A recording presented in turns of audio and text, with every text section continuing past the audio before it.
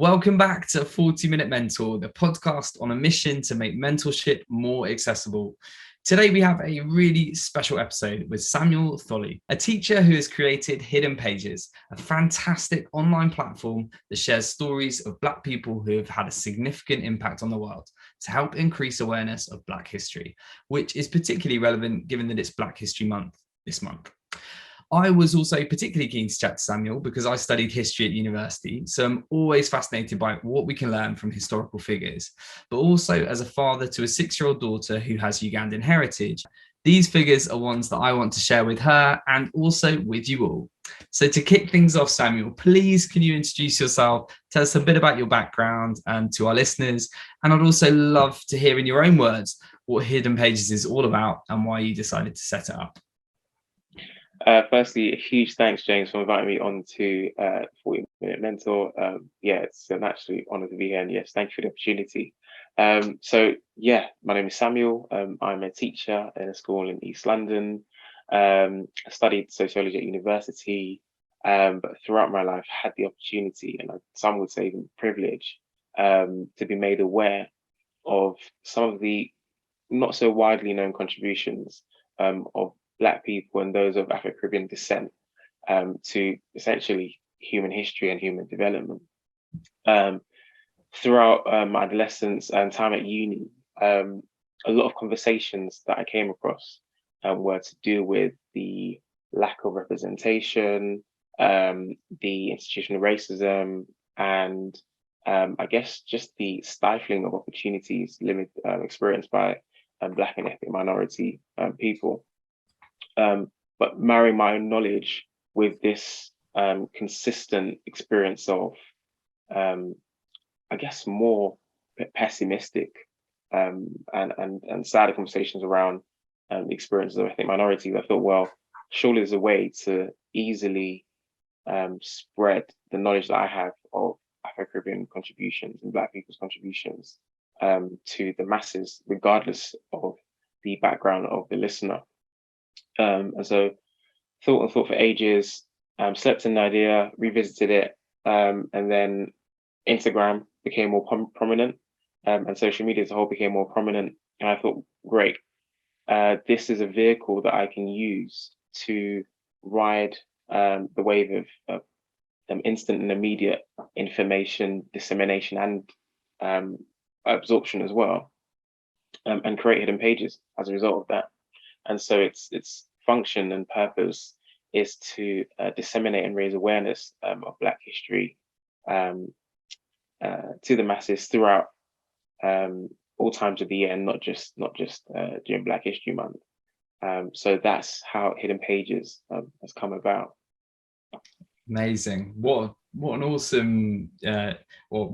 Firstly, kudos to you for kind of having the idea and actually getting it off the ground, and you can really see the impact you're having in terms of raising awareness. I absolutely love what it stands for, and I think to your point about not just it being for Black History Month, but I think one of the things we wanted to do as part of a broader collaboration was actually continually share these stories and kind of make it an ongoing conversation, because some of this history has clearly been ignored or pushed down, or just not given the sort of the focus that it should have done, because there's some incredible, I mean, from our first conversation, I started reading up around some of the figures that are showcased, and I was ashamed that I didn't know who they were and some of the incredible stories. So I'm excited to dig into some of those today. Before we kind of move on though, I just want to just ask you a bit more about kind of, what it was about your upbringing that meant you got exposure to some of these stories earlier, because I think that's something that clearly, like you mentioned, that a lot of people haven't had that, and you clearly had that growing up, or something about your earlier life gave you the exposure to some of these incredible stories. So can you tell us a bit about that? Was that your parents? Was that just a natural natural thing within you that you just wanted to find out more? I think I was really fortunate to have, first and foremost, family around me who were very cognizant of their heritage. My parents come from Sierra Leone, and so I think my upbringing was very much, I am in Britain, yes, but I'm growing up in a Sierra Leonean world. because my parents have come into Britain, and so therefore they'll raise their children with Sierra Leonean standards, but also an openness and awareness that there's an English world out of the house as well. And I think I just remember being blessed and privileged with those passing conversations about, oh, did you know that we had this sort of history before colonialism? And it just became a norm really when attending different events, etc. And even through the music that I was exposed to of hearing about Black history. And of course, because the experience of Black peoples that is predominantly shared by mass media isn't always the most positive one. It was even more important hearing that kind of information because it would counter some of the stereotypes, or as I said before, just the more negative and pessimistic accounts of experiences that were being had. So yeah, just having family around me speak to me about Black history first and foremost. Being a big lover of music myself and having people add to my musical knowledge as well, and coming across artists and their lyrics that nod to very frequently Black history as well. So yeah, I think all in all, just being, I guess, just absorbed and looked after in that environment through home life and then outside home life as well. Always been gifted with knowledge, and yeah, it meant that as I got older and I became more cognizant of issues around race, I actually became more baffled by why these issues existed in the first place, because I thought, well, people who look like me and my ancestors have done such great things. Why is there a need to prove ourselves? Why are we in that situation where we feel like we need to prove ourselves? Why is it that we're not being treated as equal, smart, and as clever as any other ethnicity? When we've done all this other stuff throughout history, this is really baffling. So that's how my upbringing tied into my perspectives on race relations, and therefore led to what I've created now as Hidden Pages. Amazing, so interesting. And I think it makes me think back to some of my friends from school who and my wife, you know, who's half Ugandan, half English, and the number of times throughout their lives where they've been made to feel other, even though they've been raised in this country, you know, are no different to anyone else, and yet there's this kind of, you know, sad systemic racism and you know, discrimination that exists. And you know, I think things in recent times, I guess George Floyd and various other, you know, shocking events have brought a lot of this to the fore, but I think it's just something that has been there for many centuries. And I think it's initiatives like this that really help, I think will help a lot of people that may have suppressed that sort of experience, those experiences, and kind of just, you know, they just kind of put up with it. I think it's things like this that I think will really help, you know, really be a really good resource for anybody that's kind of, yeah, kind of maybe not talked about it before, and actually I think we'll get a lot from it. So I'm really excited about it. Why do you think it's so important to share these untold stories, and like what is the impact that we can have by doing so? I think a large part of the racist and xenophobic views and unconscious bias, etc., comes from a lack of awareness and education from those who hold tight to those views. And so, for me, Hidden Pages is an answer to all these conversations, again, around feeling oppressed, feeling marginalized, not feeling or being seen or heard as well. And so for me, that's the purpose of Hidden Pages. It's literally a response to that.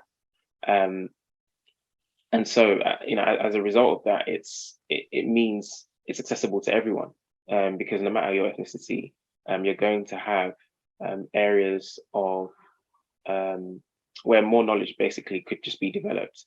And I think also it was seeing that no one else was doing or presenting this information how I thought it could be best presented, which was bite-sized, poignant, accessible, and everything else is offered with such immediacy. How comes this integral part of our human history isn't? And hence, as I said earlier, I thought, well, let's utilize the vehicle of social media and its instant information dissemination to add to the corpus of history.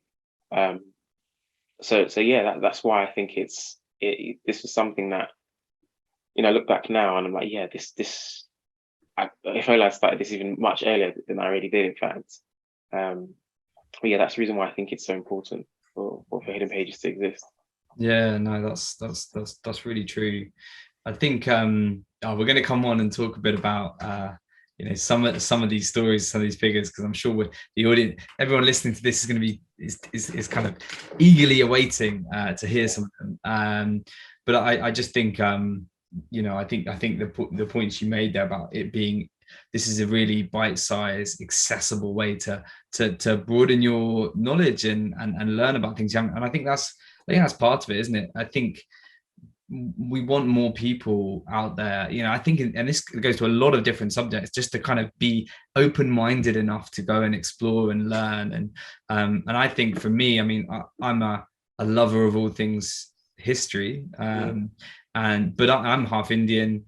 I was kind of ashamed about my lack of knowledge of Indian history, and then I went to university and I had an opportunity to study Indian history and the partition of India and Gandhi, and it just gave me a whole new lease of life. When I grew up learning about World War II in history at school, and the Tudors, and it's a very, very, like, history is a big thing. And yet it was so, it really felt like we'd seen very small bits of it. And for me to be able to connect to my heritage and learn some really not very nice things about the British history and the colonial impact, and how the British role in that helped me put a lot more perspective around that whole kind of history in my family life. So I think you can get a lot out of looking at history and digging into whether it's your own background, but also understanding others. I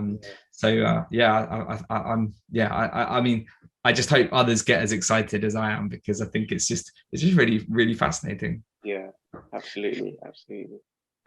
Well, we've teased the audience enough. Do you mind giving our listeners a bit of a flavour of some of the people and figures that you featured in on Hidden Pages? Yeah, absolutely. I'd love to hear a bit more about the impact they had on the world, and feel free to do as many as you like, Samuel. Absolutely. Oh, appreciate that. Thank you. So just a few of the figures that you'll find on Hidden Pages are as follows. I think the first one to kick off with is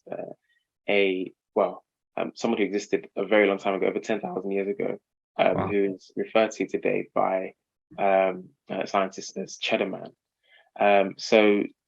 Again, this was a complete fossil, said to have existed around 10,000 years ago. And the reason why it was so important is because the first modern Britons, based on DNA analysis of this fossil, are said to have dark to black skin. Okay, so the Britons who are around us today, collectively, en masse, and their ancestry could be traced back to this fossil. And it was unearthed about a century ago in, I hope I don't butcher the pronunciation of this, but in Gough's Cage, which is located in Cheddar Gorge, hence Cheddar Man. And there's a lot of speculation with regards to the origins and the appearance of this fossil known as Cheddar Man. But ultimately, if British ancestry is said to be tracked back to this fossil, then it shows that people of my hue and levels of melanin have existed on this land for literally thousands of years. So that's Cheddar Man as was one of the historical figures to talk about, and hopefully for more people to also look into as well. And I thought that was really important to highlight, because oftentimes, as we know, history is written by the victor, as is often said. So there's there's always room for some sort of subjective or bias that's there. When science gets involved, though, and to the level of DNA analysis, it gives some of the stories a bit more credence. And that's why I think Chinaman is so important for everyone to know about and to do more research into as well. Next up is actually a group of people. So rather than just one person, a group of people, and these people are known as the Moors. So the Moors were Black North Africans who ruled Spain for over 700 years. So again, even just every time I say that out loud, there's a small part of me that's always like, really? Because quite a big term, it's quite a loaded sentence, Black North African Moors who ruled Spain for 700 years. It's a world completely removed from what we exist in currently. So it was in about AD 700 that the Moors occupied Spain, and with their occupation, they brought progressions in astronomy, chemistry, physics, maths, geography, philosophy as well. And actually, the word Moor in itself is an ancient Latin word which derives from Maurus, and that was originally used to describe the Berbers who were from an ancient Roman province in Mauritania, which is now known as, which is now North Africa, essentially. So over time, this word Moor often became associated with Muslims and the Muslim community from North Africa, particularly at the beginning of the Renaissance as well. And within that, the beginning of the Renaissance was also the frequent association of Moor and Blackamoor used to describe anyone with dark skin, essentially, as well. So again, massively important, I think, to know about, just because their influence was so vast that a lot of the, I guess, foundational scientific knowledge that we run our society with, a huge contribution to that came from these Moors. And again, masters of philosophy and religion and science should definitely, I think, be studied more often. I think everyone should know about the impact of these people as well. When it comes to linguistic evidence of their contributions as well, a lot of Spanish words are actually Arabic, or have an Arabic a similarity. So, for example, the Spanish word for sugar is azúcar, okay, and in Arabic that would be al-sucar. And then the Spanish word for tuna would be atun, and then in Arabic is altun.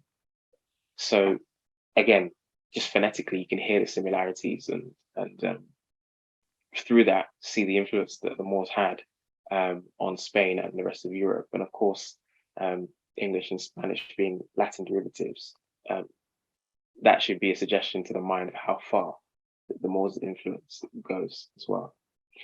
Then you have a gentleman called Mansa Musa. So Mansa Musa is the richest person ever recorded in history.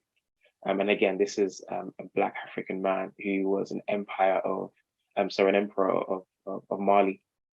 And he became emperor of Mali in 1312. And this was at a time when Europe was actually struggling and facing declining gold and silver productions, while many African kingdoms were actually thriving.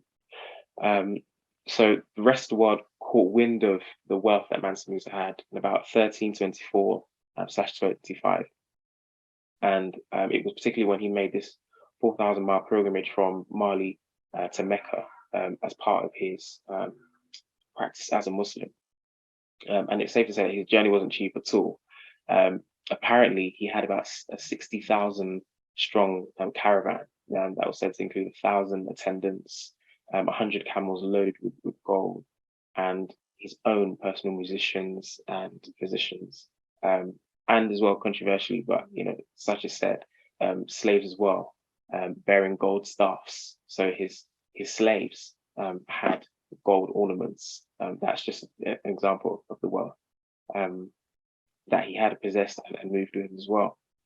It's also said that during his travels, he'd often bestow dignitaries with many gifts as well.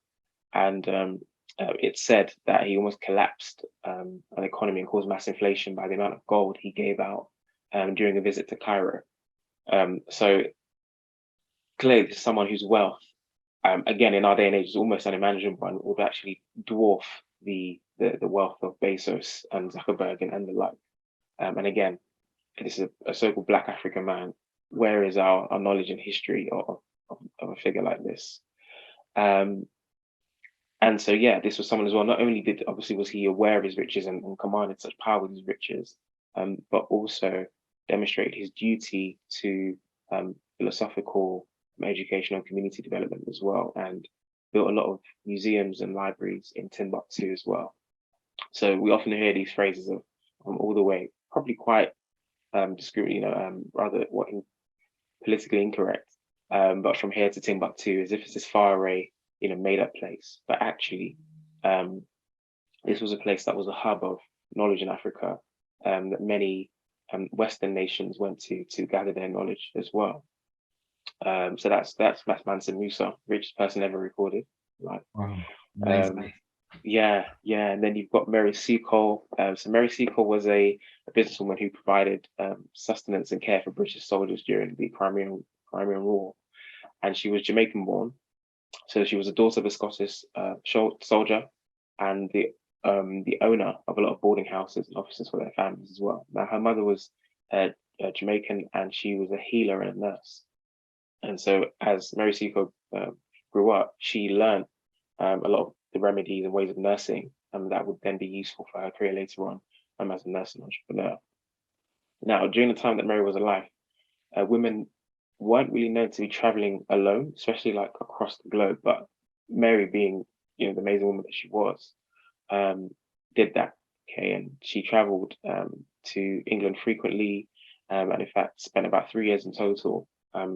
When you calculate the amount of trips she did back and forth between Jamaica and England as well. But she was also quite the businesswoman as well, and later journeyed to islands such as the Bahamas, Haiti, and Cuba, where she bought spices and herbs and traded those goods as well. Once her husband unfortunately passed in about 1844, her husband was an Englishman named Edwin Seacole, and that's when her passion for caring for the sick really kicked in. And her medical skills were very, very much needed in places like Kingston, when cholera just completely had decimated the country of Jamaica. After she had contributed widely to sort of solving, or rather, fighting that well, it was not a pandemic, maybe an endemic of cholera in Kingston. In 1853, she went to Panama, where she ran a hotel with her brother. And again, in that store, so it was a hotel and a store, sorry, and she sold again medicinal goods and all sorts of products as well to the locals as well. So yeah, this was someone who was juggling the roles of a nurse and an entrepreneur as well. And then you get to the part of Mary's story that most people know her for, which was her role in the Crimean War. And so Mary returned to Kingston in 1853, but didn't stay too long because of what she heard about how British soldiers were going off to Russia to fight the Crimean War. She heard of the atrocities there and had actually decided to make her way back to London to request working side by side with Florence Nightingale. Now, upon that request, she was actually refused. And Mary, there are records of Mary saying that the rejection of her offer to help work with Florence Nightingale, again, another really famous nurse, British nurse, she says that was actually due to racism and racial prejudice. So she said, well, I need to find another way. And so with her friend Thomas Day, in 1855, she left and set off to Crimea and set up what was known as the British Hotel, which was essentially just a hut made of metal sheets where soldiers would rest and just be cared for. Now, there is a very interesting account to Mary's story as well, which is that at one point it said that she, or not even at one point, on occasion, she would ride out on horseback to the battlefield and collect wounded soldiers. So this was someone who was fighting against the odds in all senses, being a woman, person of color, so to speak, traveling back and forth between nations, an entrepreneur, and at times risking her life and putting her own funds down to support the British efforts during the war. So that's why a lot of your listeners will know of Mary Seacole. Yeah. What a story! I mean, the bravery of Mary Seacole is something you wouldn't necessarily know. You know, she is a figure that maybe others would have heard of. Actually, I was thrilled to hear that my daughter was learning about Mary Seacole at primary school a few months ago.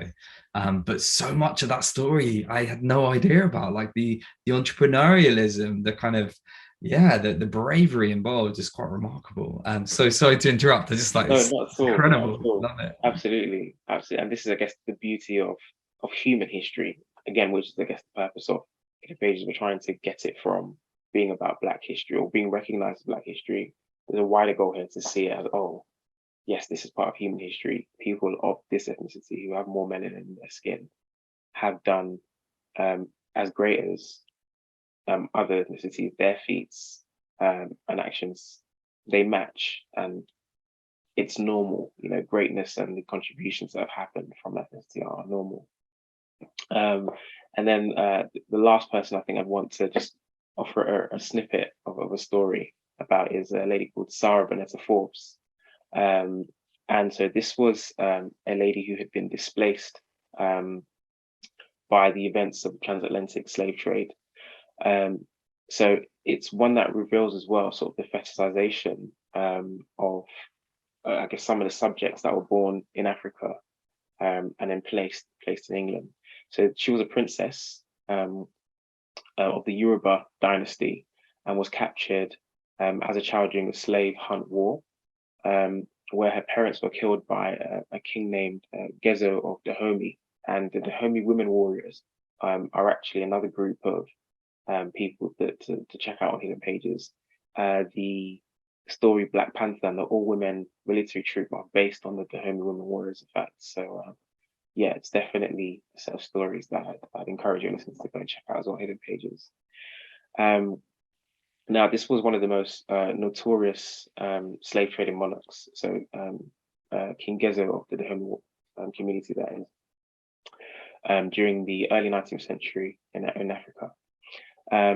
Now, the story goes that eventually she was discharged by the king to a Captain Frederick Forbes, who was sent to West Africa to persuade the king to abandon slavery. And it said that he bargained to save the child, convincing the king to gift her to Queen Victoria. And so the deed was done, and Sarah she travelled to England with Frederick Forbes, and she was actually baptized en route and given this Christian name, Sarah. Part of her other name, so Bonetta, was actually based on the name of the ship of Frederick Forbes. So as heroic as this start may seem from the captain's side, there's a lot of identity stripping happening here on Sarah's part, which is something to take note of as well. But and then again, there's so many conversations that go on about, well, how righteous and how happy was she during her life. But to continue the story, the Queen, once she'd been met with or gifted quote unquote Sarah, she was impressed by her intelligence and dignity, and eventually became her protector and funded her education and provided welfare for her, essentially. And it's said that it was either Queen Victoria or Captain Frederick Forbes that said that this child was a perfect genius, and she speaks English so well, and has a great talent for music. And it says here as well, so she is far advanced. She is far in advance of any white child of her age in aptness of learning and strength of mind and affection. And of course, I guess the articulation of that is controversial in and of itself, but it drives home the point that this was a child who was cognizant, intelligent, so much so that there was a large fondness of British monarchy in response to her. So she is absolutely highly regarded, and she attended many social events, including Queen Victoria, or sorry, at the time, Princess Victoria's wedding as well, who was the Queen's eldest daughter. Now, later on, it said that Sarah had ended up marrying a European or a merchant from the Yoruba tribe, and had gone on to again live a life in aristocracy and all the privileges that came with that. And another interesting quote I want to read is actually what that wedding was like. And again, this is important to note because again, I think wealth and privileges and being associated with the upper class and aristocracy, it should be known that there was a diversity in that community.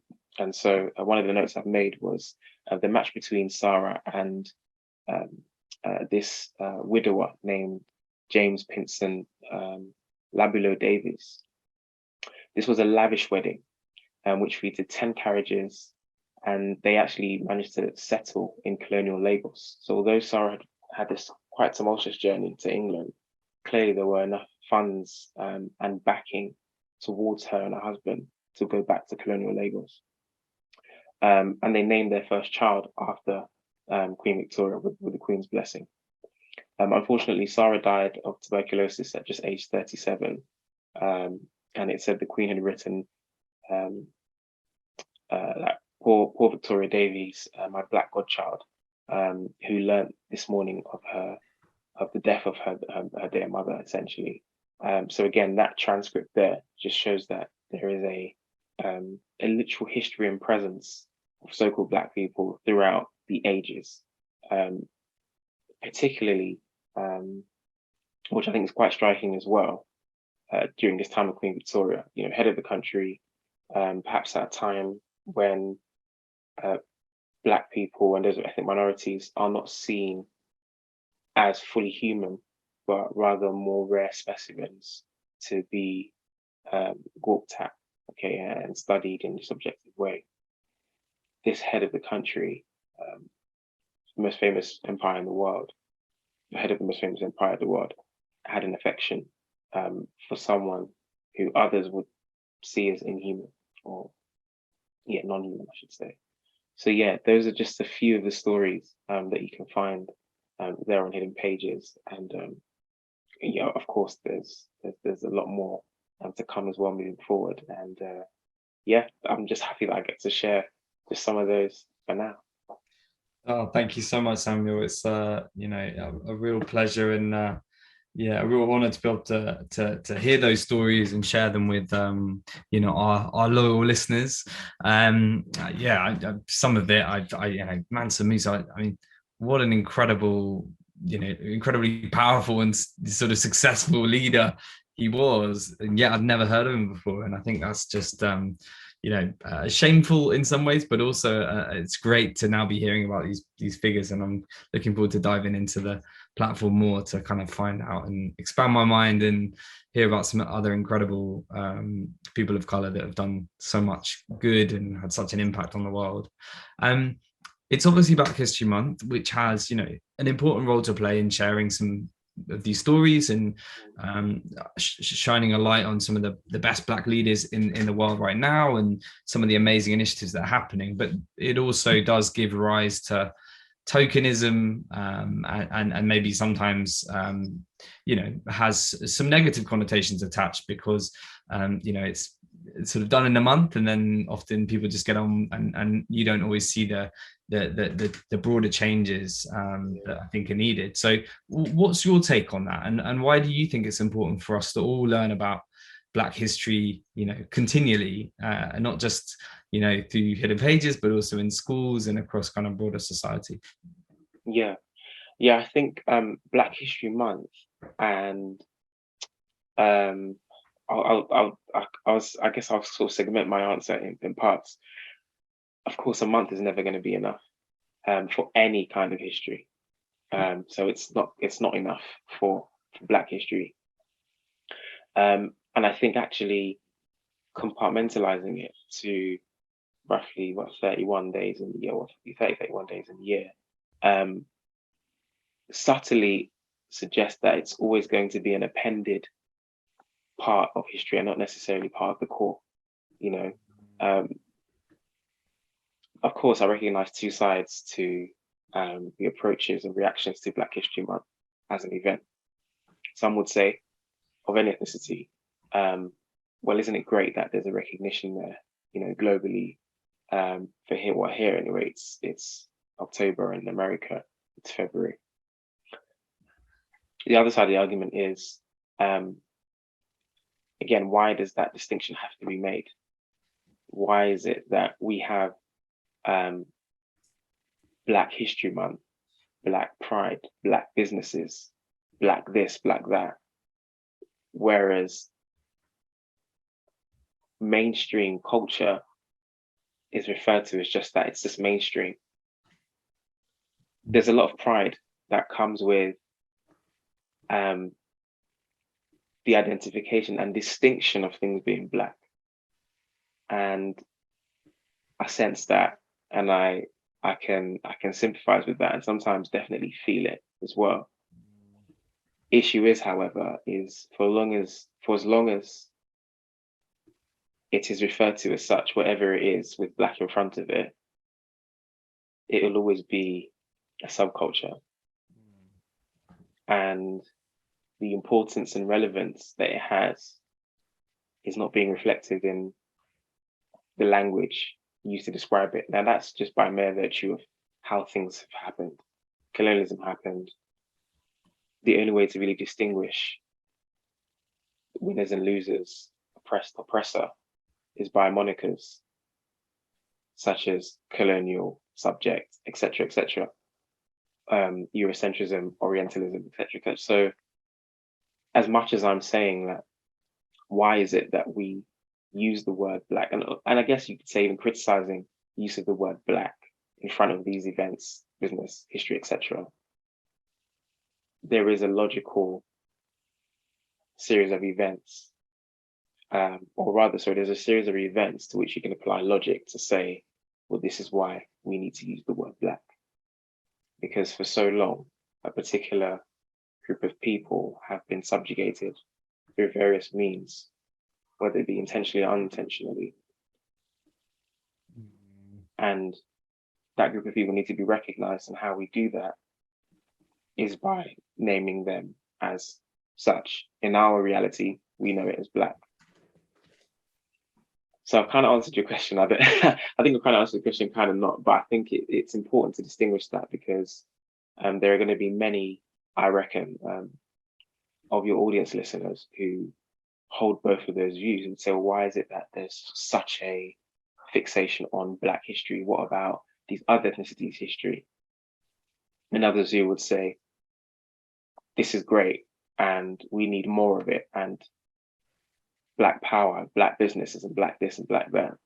And I guess what I'm trying to convey is that there is a reason, and a really quite clear one, as to why there is such an emphasis for people of the Afro-Caribbean, some people of the Afro-Caribbean diaspora, to really hone in on re-empowering, decolonializing, and just raising awareness amongst those of the Afro-Caribbean diaspora, Black diaspora, and those out of it as well. There is, of course, that utopian, and I wouldn't even say utopian, because I don't want to relegate it to a fantasy, but there is a hope that eventually, yes, we are all treated as one. And we're not saying it with inverted commas anymore. But this is part of the process. And Hidden Pages, at its core, actually wants to normalize Black history and remind the masses that it's human history. And yeah, by mere virtue of the fact that it's Black history, hopefully, and I say this, and I think it might sound quite controversial, but I do subtly think, are we in our communications presenting ethnic minorities as the norm, as human as others. And the hope, I think, of, well, I would say the hope of initiatives like Hidden Pages and all these other initiatives that are out there that are not solely to do with education, but perhaps sport, etc., or advancements in particular career fields, is that I think subtly what they're trying to do is just say that, look, these are human beings who deserve an equal footing, equal opportunity, equal representation. So Black History Month is a start, but just like how the months don't, the timeline of a month, of months or years never really starts or stops, and it's a cycle. I think it's a start, but it's not the overall answer. It's an answer. Yeah, very wise words, Samuel. Thank you. Thanks very much for sharing your viewpoint. We're sadly at the end. Before we let you go, I just wanted to ask your plans for the future of Hidden Pages, and if you had any final parting advice for anyone listening that's kind of been really intrigued by what they've heard and wants to learn more.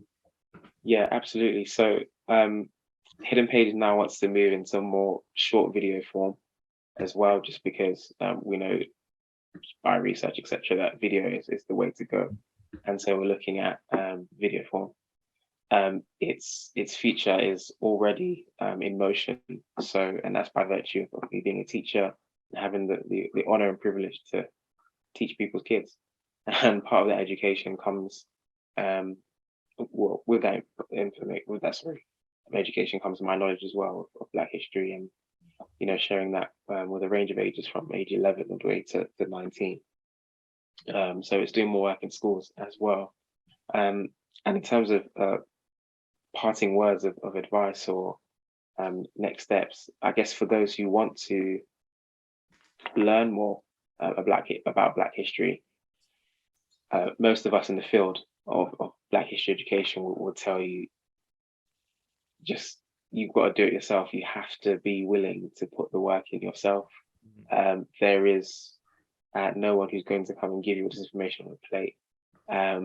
But stay open-minded, stay critical as well, because there are many different sources and versions of histories, even of the characters that the people that I've talked about. So yeah, those will be my kind words.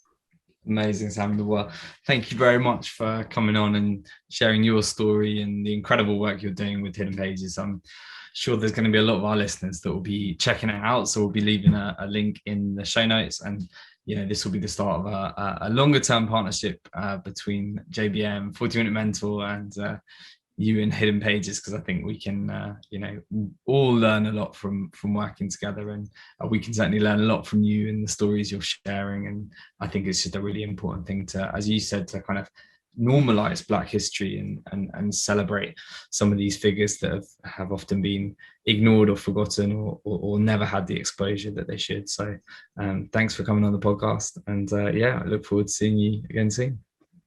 No worries at all. Thanks for the opportunity, James.